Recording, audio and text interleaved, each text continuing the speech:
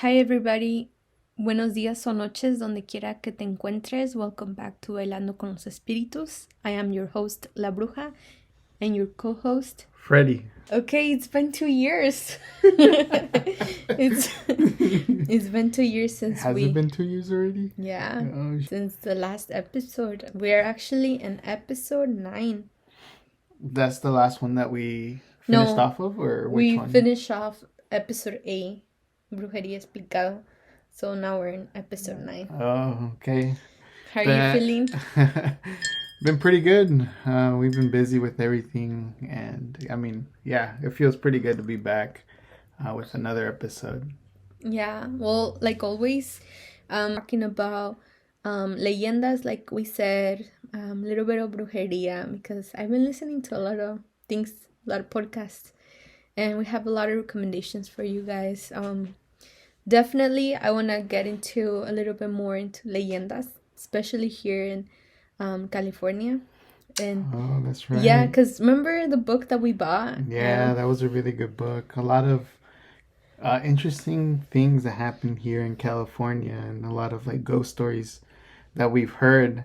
Oh, and especially for like missions, because we've been doing a little side project on the missions as well. Yeah. And yeah, there's La Purísima specifically. That one felt really weird, and I actually ended up scaring one of the persons that worked there. A ranger? Yeah, I came randomly outside, and she was coming out at the same time, and then we ran into each other, and she got a jump scare. So I'm pretty sure she's seen something before. Yeah, I mean, I before we even went in there, we watched a couple videos, and just the fact that we were in the spot that they said they saw a ghost or something, that kind of scared me a little bit. I was Yeah, me too. I was honestly waiting for something to happen, but I mean, it was pretty weird on one of the rooms that we visited. We tried to focus it on, I think it was like on a chair or like a bedroom, and it would just not focus. And Oh, we yeah. had to like shut it down and turn it back on, and then it was finally able to focus. So maybe there was something there. We just didn't realize it. I don't know, but definitely when we went into the abandoned church, it felt Oh, so yeah. creepy. Yeah, I agree. I wanted to run away. I feel like once we got in there, because we were just you and I there, it felt so like eerie, like weird. I don't know. Yes, yes. Se sintió así como que están haciendo aquí. Yeah, maybe we should do a episode on just mission stories. And how That'd be we cool. felt too. And how we felt, Yeah. and what La we found Purísima out. Yeah. specifically. Yeah, because también aquí en la misión de Santa Bárbara, we found a couple things that we did not know. Yeah, oh, there was okay, or we might be getting too much into it, but yeah, there's a lot of cool things that we found out, and yeah, we definitely should do something about the missions. Yeah, well, let's go back to our topic of today, which is brujas. And I mean, I want to like tell you a little bit about what I, grew up with in mi rancho, en el estado de Guanajuato. And pretty much, when I was little, they would tell us stories about witches and how they would turn into these fireballs, and you could see them in the night, and it was pretty scary. I mean, I believed it so much.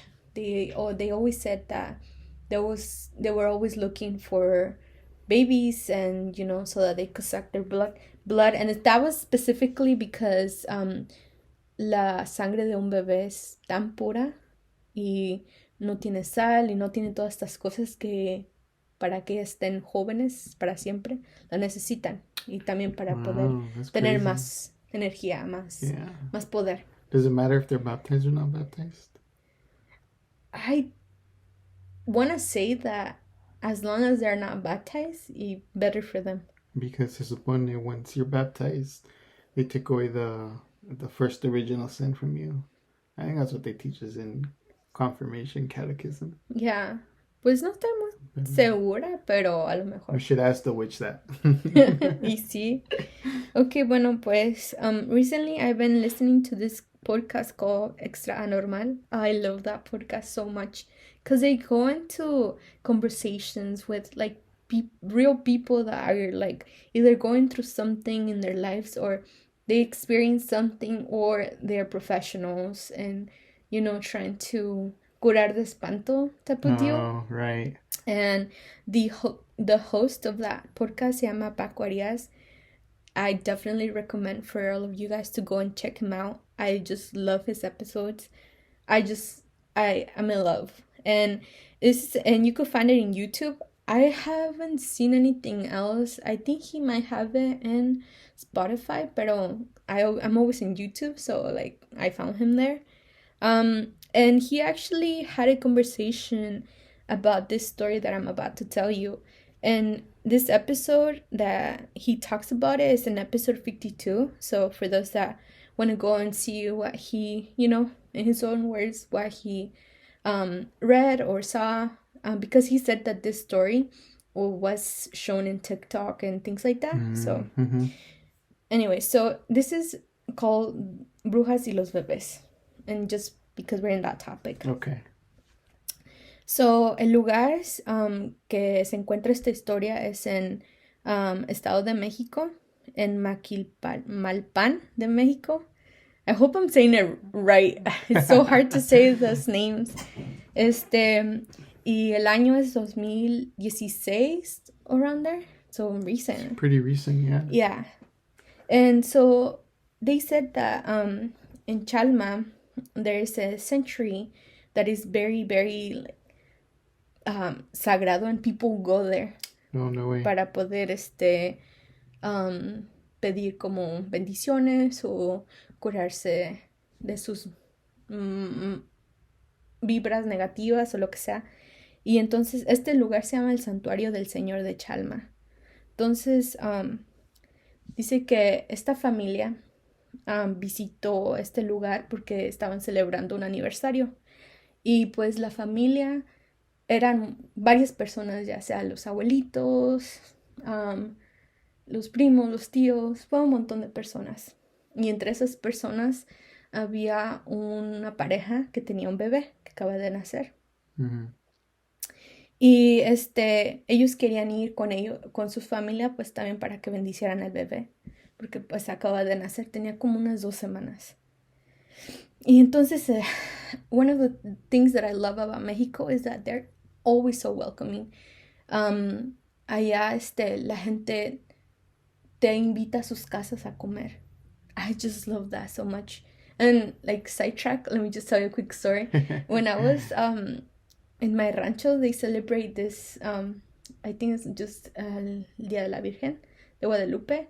And you had to do like a walk of 3 hours. And when you get to the actual place, la gente que vive en ese lugar te invita a comer a sus casas. Oh, me acuerdo cool. una vez que me invitaron a comer carnitas. Oh my God, I just loved it. Carnitas ever. Yeah, especially because, you felt welcome. You felt invited. Yeah, it's just a nice little tradition that happens. Yeah, especially because, you don't know these people and yet you're still trusting them. I don't know. It's, It's way different compared to here. In the United States, yeah. Yeah, I've done like little posadas here, but they're just like small, It feels, it's nice because then they give good food. Yeah. But yeah. So the family got invited to this house, and the owner of the house, was so welcoming, was giving them food, and a lot of people was in their house. And so the owner, la señora, she noticed that there was 3 ladies sitting at the very end in the corner of the tables that she had, and she got worried because these ladies, according to the people in the pueblo, were brujas. And so in that house, in that celebration, there was only one baby, and that was the recent born baby that they brought with them. And so the owner, la señora, got worried, and she was like, okay, I have to tell the family to be in alert, and hopefully if they can, leave. And so the owner goes and tells the family, you guys should leave soon.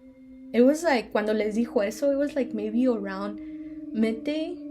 Le dijo, bien de irse de aquí para, pues... Pero no les decía por qué. Nomás la primera vez que les dijo, yo les diría que se fueran. Oh. Y después se quedaron como what the heck? Just a little random feeling weird. Yeah, Like suspicious. No, the family actually felt like disrespected because they're like, well, first of all, you welcome us into your house to eat, and now you're telling us to leave the whole celebration. Como Like, si le estuvieran corriendo. see, like, what's wrong, you know? And so the señora, the owner, pues se fue, nos dejó comer y ya. De rato miró la señora que las three ladies that were sitting, Yeah. they were no longer there. And then they came back and then they told the family, hey, I already told you this, but I'm going to tell you again, and I'm going to be more direct on why I want you guys to leave.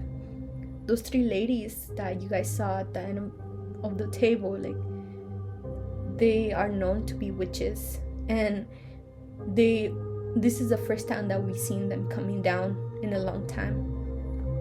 Yeah. And it's because there's only a baby here that hasn't been, I'm sure, baptized.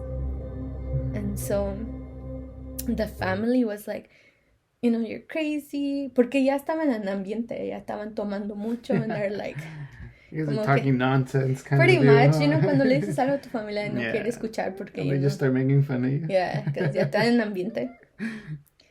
But one of the family relatives, yo me imagino que un tío, un primo por ahí, pues sí se quedó pensando en eso, ¿verdad? Y ya cuando ya están bien ambientados, like, aka drunk, ya eran como las 8 o 9 de la noche, ya se tenían que ir pues a sus casas, porque ya dijeron ya es bastante, ¿no? Porque todo el día estar ahí nomás comiendo y echando charla y... Entonces cuando se fueron, traen sus trocas y pues they had to drive in this very crazy road. It was like mainly montañas, rocky, Yeah. dark because there's no lights, Right. and these roads are not like, me imagino que sí tienen pavimento, pero no están súper bien, que So digamos. it's just like bumpy all around. Yeah. Entonces, when they were driving, they would feel like something was on top of their trucks or whatever. Oh, no way. And then suddenly they saw like these 3 big fireballs going in the sky. And they're like, what the heck, So they all stop and actually like just mesmerized, and they wanted to see what those What it was. fireballs were. So they just stayed there to just look at the fireballs. I mean, if I was me, I would have run away. To be honest, you would have probably wanted to explore. Maybe, but it's scary. So then, after they were just mesmerized, just watching the fireballs, they decided to just continue driving. And when they got to their house, the grandpa of the baby was to the dad. I was like, hey, you know what? You guys should stay with us because I have this feeling that I don't like. And the pareja was like, no, we're good. And so they decided to just go to their house. And that night nothing happened. The baby was just in su cuna, and they were just chilling. The night was fine. I think the next morning, or the next day, was the Sunday. Mm-hmm. And I think the dad had a one of those Sunday soccer leagues he had to Sunday go to. Leagues. Yeah. So then he went, and when the girl woke up to go check on her baby, ya no estaba el bebé, and she started getting like very worried. Pero a la misma vez she was like, maybe se lo llevó el papá. But then she was like, why would he take the baby if the baby's like barely like 2 weeks old? Right. Yeah. So she waited until the dad came back to ask like why you took the baby to soccer, Pero cuando vino el papá le dijo, yo nunca me llevé al bebé. And so they started getting worried, like worried, and so they started going all over their house looking for the baby, and they couldn't find the baby. And they asked, they called the cops, they just went everywhere. Y en una de esas que encuentran al bebé atrás del sink de su casa. Muerto. What the heck?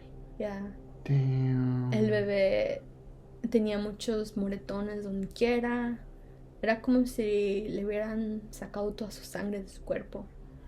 What the fuck? Y when they were destroyed, the whole family, like it was Yeah. their first baby. I mean, and everybody was just mad, trying to figure out what happened, how it happened.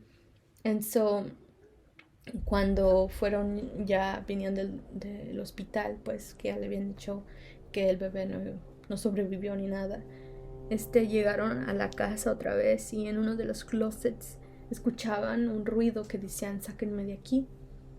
Y entonces fueron a mirar qué era en el closet.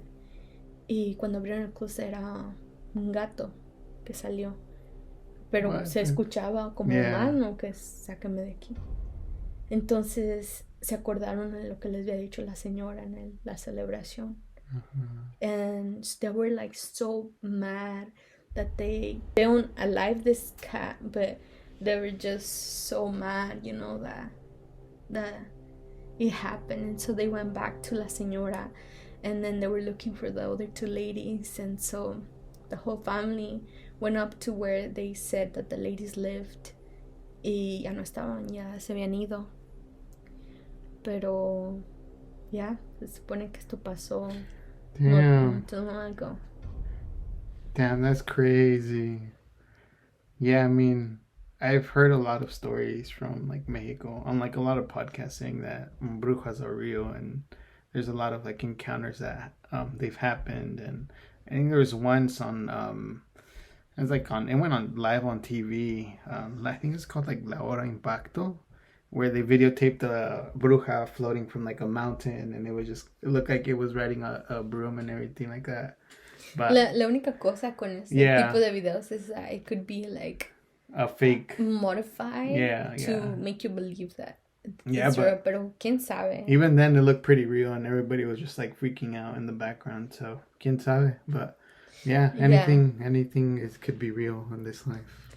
One of the things for sure that I learned from this story is that when the people from the rancho or the pueblo are telling you something, listen to what they're saying, because they live there and they know what's up. You're an outsider, you're a visitor, like you don't know what's up, you know. Yeah, that's true.